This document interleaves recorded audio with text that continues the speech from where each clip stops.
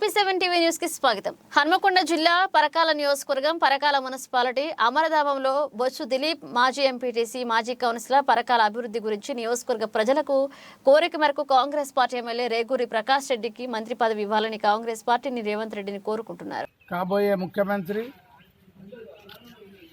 రేవంత్ రెడ్డి గారికి శుభాకాంక్షలు, శుభాభివందనాలు, ధన్యవాదాలు తెలియపరుస్తూ ఉన్నాం.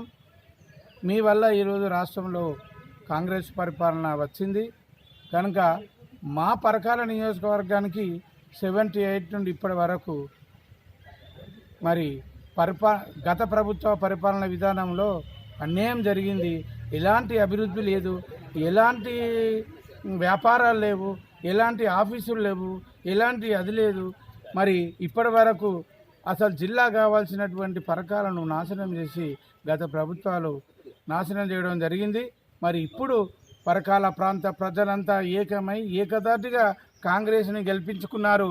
ఆ కాంగ్రెస్ పార్టీ మన కాంగ్రెస్ పార్టీ నుండి గెలిచిన రేవూరు ప్రకాష్ రెడ్డి గారు గత 3 సార్లు నర్సంపేట నియోజకవర్గంలో గెలిస్తే భారీ అభివృద్ధి, ఊహించలేని అభివృద్ధి చేయడం జరిగింది.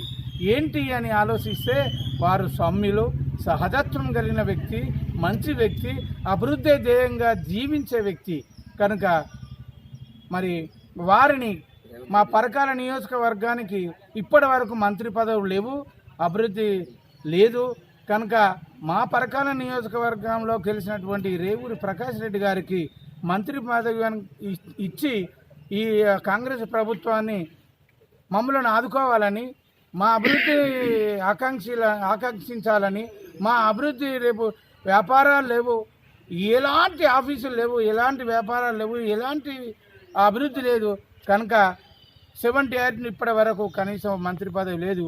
ఇప్పుడన్నా మా రేవూరి ప్రకాష్ రెడ్డి గారు గెలిచిండు, వారికి మంత్రి పదవి ఇచ్చి మా పరకాల నియోజక ప్రజలను ఆదుకోవాలని మీకు పాదాభివందనాలు చేస్తున్న కాంగ్రెస్ ప్రభుత్వాన్ని మరి రేవంత్ రెడ్డి గారిని ప్రత్యేకంగా మీకు పాదాభివందనాలు తెలుసు పరకాల నియోజకవర్గ ప్రజలను ఆదుకోవాలని నేను విజ్ఞప్తి చేస్తా ఉన్నాను.